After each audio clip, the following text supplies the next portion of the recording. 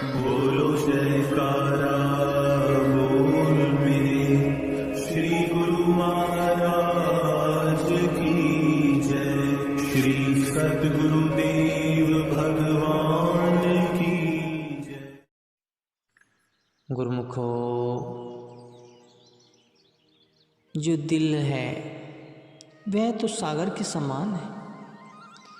इसमें बुलबुले जीव के संकल्प, विकल्प और विचार हैं।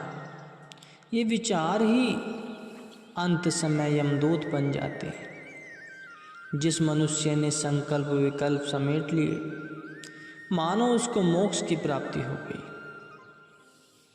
इन विचारों को अपने जीवन काल में ही समेटना है।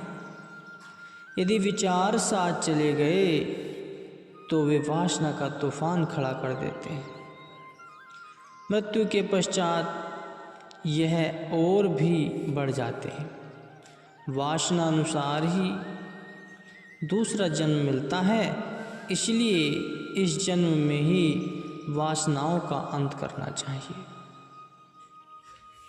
श्री रामचरितमानस के लंका कांड में श्री रामचंद्र जी रामेश्वर में शिवलिंग स्थापन करते समय उपदेश देते हैं कि शिवद्रोही मम भगत कहावा, सो नर सपने हु मोहि न पावा। अर्थात शिवद्रोही अर्थात शिवजी में श्रद्धा न रखने वाला वही है जिसका शिव नेत्र न खुला हो। जिसका तीसरा नेत्र बंद है वह कदापि अपने इष्ट देव आत्मदेव को नहीं मिल सकता, अर्थात उनका भक्त नहीं कहा जा सकता। गोस्वामी तुलसीदास जी ने अपने सतगुरु की श्रद्धा भाव से सेवा करके सहज समाधि के साधन को अपनाया। तब उन्होंने अपने अंदर सर्वव्यापी प्रभु राम को पाया। बिना सहज समाधि के जीव आत्मदर्शन नहीं कर सकता। इस युक्ति का ज्ञान साधक को पूर्ण सद्गुरु द्वारा ही प्राप्त हो सकता है। पिंड देश और ब्राह्मण देश क्या है? मानो कुरुक्षेत्र की रणभूमि है, जहाँ एक और पिंड देश में 10 इंद्रियां और 11वां मन, यह 11 अश्विनी सेना दुर्योधन की स्थित है। जबकि दूसरी ओर ब्राह्मण देश में आँखों के मध्य देश से आरंभ होकर सत्यलोक तक 7 स्थान है। यही पांडवों की 7 अक्षयणी सेना है। अब जीव का धर्म है कि वह अपने आप को धनुर्धारी पांडव पुत्र अर्जुन बना ले और भगवान श्री कृष्ण जी महाराज को सारथी बना ले।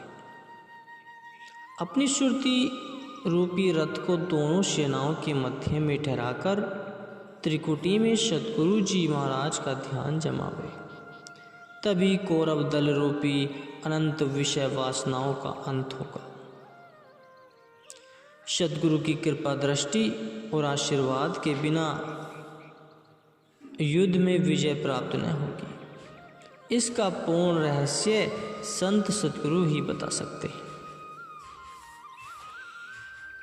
प्रकृति जब किसी को सूर्य की रोशनी, वायु, चंद्रमा की रोशनी एवं शीतलता जल, अग्नि आदि पदार्थ समान भाव से देती है, उसके लिए ऊंच नीच, अमीर और गरीब किसी के लिए कोई पक्षपात नहीं। वे सब के लिए समान रूप से अपना कार्य कर रहे हैं, चाहे कोई उनके अधिक लाभ ले अथवा कम। यह सब मनुष्य की अपनी प्रवृत्ति का प्रभाव है। इसी प्रकार सत्य नाम जो पूर्ण सद्गुरु से ही प्राप्त किया जाता है, यह सत्य नाम सबके लिए समान प्रकाश देने वाला है। गुरुवाणी में आया है कि बीज मंत्रु सरब को ज्ञानू, चाहे वरना माही जपे को नाऊं। जो जो जपे तिसकी गति होई, साध संगी पावे जन कोई। सत्य पुरुषों के बताए हुए सत्य नाम को ब्राह्मण, क्षत्रिय, वैश्य और शूद्र चारों वर्णों में से जो प्राणी भी श्रद्धा विश्वास से जपता है, वही आवागमन के चक्र से विमुक्त हो जाता है। यहाँ ऊंच नीच, अमीर गरीब का कोई भेदभाव नहीं। यह तो अपनी अपनी कमाई पर निर्भर है। जो जितनी अधिक कमाई करेगा, उतना ही अधिक आत्मिक उन्नति की ओर बढ़ता जाएगा। अतएव इस सत्य नाम को सद्गुरु से प्राप्त कर इसकी कमाई करना ही मानव जीवन का ध्येय है। दोनों भवों के ऊपर मस्तिष्क में त्रिकुटी का स्थान है। यह त्रिकुटी आकृति में लंका के तुल्य त्रिकोण से भी बनी हुई है। लंका में पहुंचने वाले अकेले पवन पुत्र श्री हनुमान थे। हनुमान जी का अर्थ है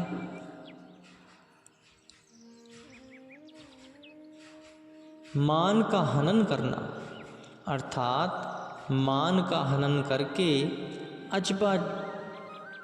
अजबा जाप का साधक ही अपने इष्ट देव भगवान के ध्यान में अपने आप को संकल्प विकल्पों से शून्य करके त्रिकुटी देश में पहुंच सकता है।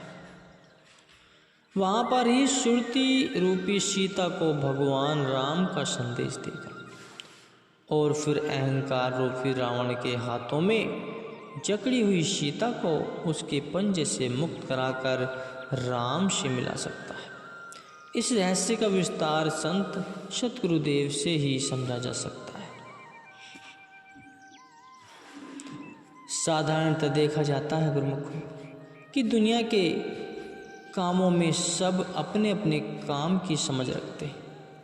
जैसे एक दुकानदार अपने सामान को खरीदने व बेचने की समझ रखता है, परंतु वही दुकानदार न्यायालय के नियमों को नहीं जान सकता।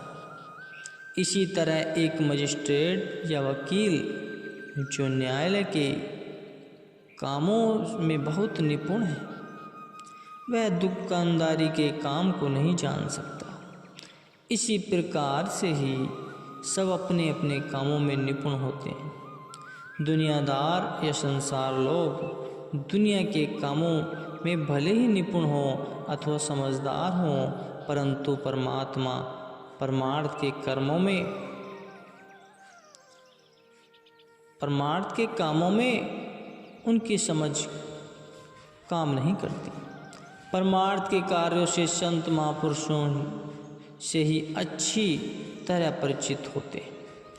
कोई भी मनुष्य मन व काम, क्रोध, मोह, लोभ, अहंकार आदि से स्वयं नहीं छूट सकता। धन एकत्र करना, विद्या पढ़ना या किसी प्रकार का गुण ग्रहण करना, ये सब बुद्धि की सीमा में सीमित है। बुद्धि से संसार के सब काम किए जा सकते हैं, परंतु काम, क्रोध, लोभ आदि व मन या मन के विकारों को समझना बुद्धि का काम नहीं है। आध्यात्मिक विद्या बुद्धि से परे की विद्या है और बुद्धि जो मन व इंद्रियों के अधीन हो चुकी है तथा इंद्रियों व मन ने इसको क्षण भंगुर सुखों में उलझा रखा है, वह आत्मिक बुद्धिया को कैसे समझ सकते हैं। बुद्धि से धन को बढ़ाया जा सकता है, परिवार के मोह में फंसाया जा सकता है, लेकिन इनसे दूर नहीं किया जा सकता। इस बात को समझना साधारण जीवों की बुद्धि से परे है।